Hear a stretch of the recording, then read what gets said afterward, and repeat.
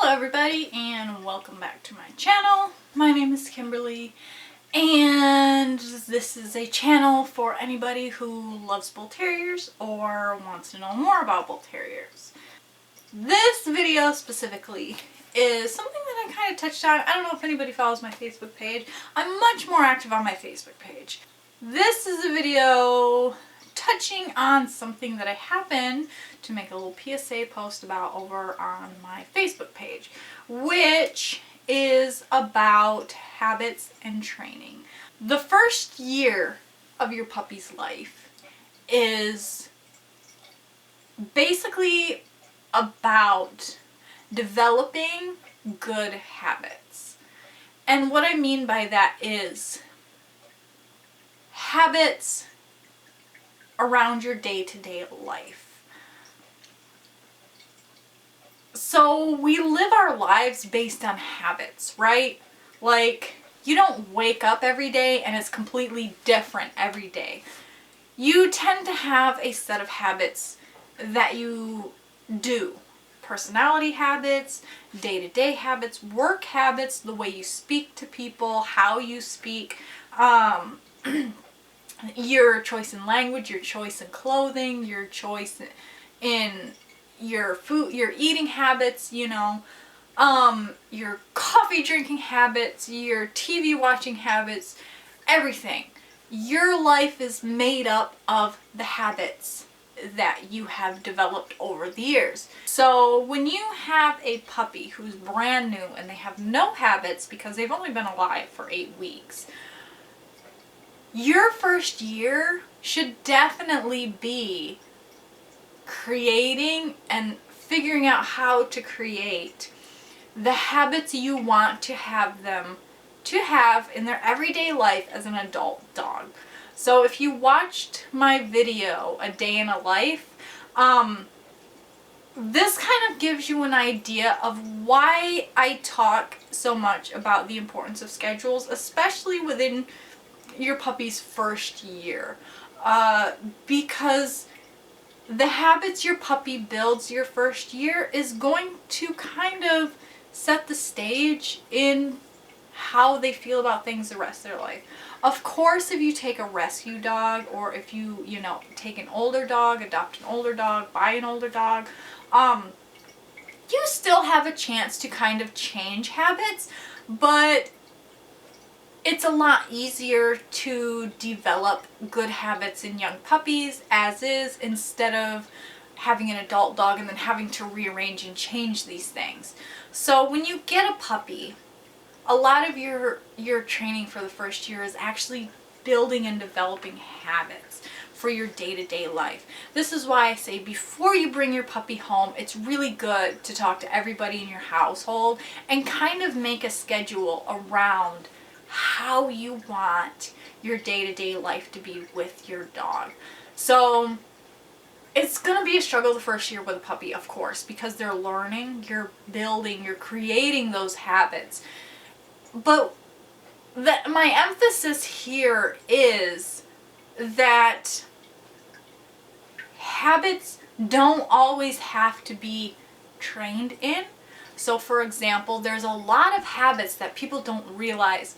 You can create a habit simply by not allowing something to happen. So for example, if you don't want your puppy chewing on your couch, you can actually prevent this by not allowing them around your couch, by keeping them in a separate room or separate area or puppy playpen until you've created a little bit better control over their impulse.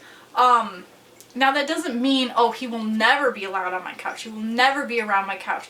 That just means maybe the first 3 or 4 months your puppy isn't allowed around your couch. Maybe if you don't want your puppy to develop the habit of pooping in your living room, maybe you use an X-Pen, which is essentially a big giant puppy playpen. Maybe if you don't want your puppy to learn that other dogs out in public while you're out on a walk are potential playmates, maybe you don't let him meet other dogs while you're out on a walk, and he never gets the opinion that these other dogs are puppy playmates until you have better control over them, until you've developed more of an engagement and better, you know, control over them through training like focus and obedience work. And that's perfectly fine. This is why what people don't understand is I schedule time for my dogs to just sort of putz around the house and we kind of do nothing but relax.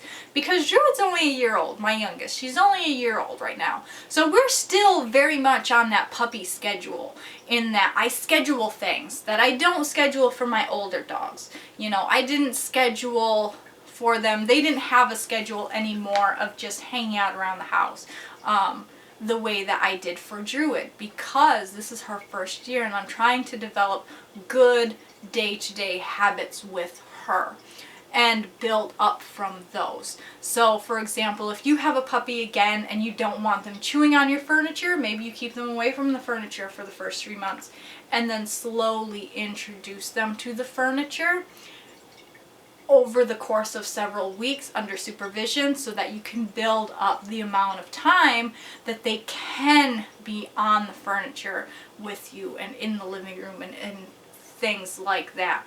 But I want people to understand that you don't always have to focus on creating what you want when you're building habits. You can actually create habits by not allowing them something until they have a little bit more privilege, and they have a little bit more privilege because you have a little bit more control over them. And what I mean by control isn't like, I'll dominate you, but I mean like you trust them a little bit more. They have developed a little bit more impulse control. They're not this 8-week-old puppy whose brain is that of a rock that can't pay attention to anything for more than a minute. So when they're 6 months old and they're, you know, they're like, okay, I can focus now. I understand when my owner is trying to get my attention and ask me to do something, as opposed to this 8-week-old puppy who's just sort of off in this wonderland who doesn't really pick much up to begin with.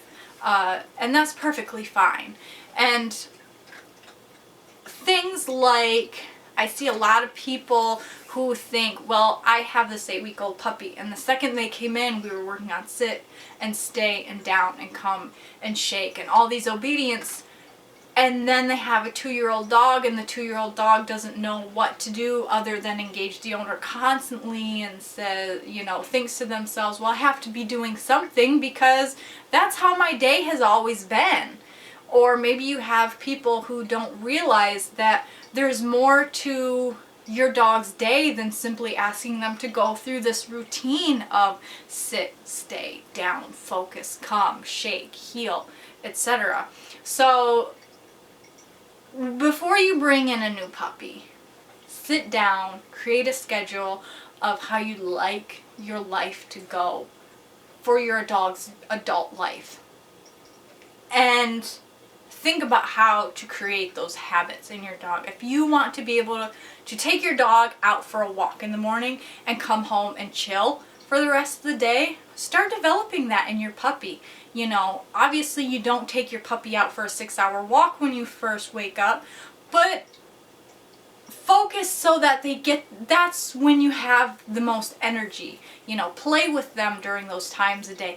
Get them riled up and play with them and engage them in that time of the day. And then as they get older and exercise becomes safer, you can start building up that exercise. And by the time they are ready for that level of a walk, an hour, 2-hour walk during the mornings, they're going to be ready for it because their body naturally and their brain is naturally turned on because that's their schedule that you've been developing.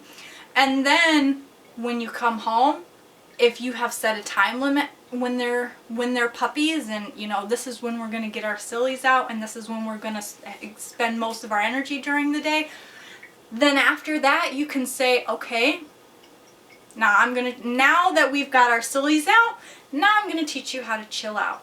So that way it becomes a conditioned habit. and your dog says, okay, I'm 6 months old and I know this is when we get our energy out, and I naturally start to relax during this time because that's the way it's been.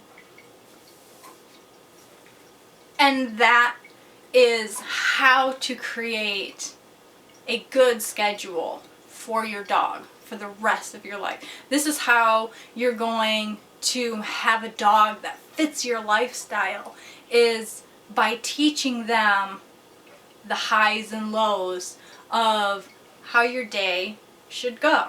And by creating these habits when they're young, so that way they're ready for it, and when they're adults, it comes naturally, it comes easily, because you spent the time in teaching them how to do this through habit.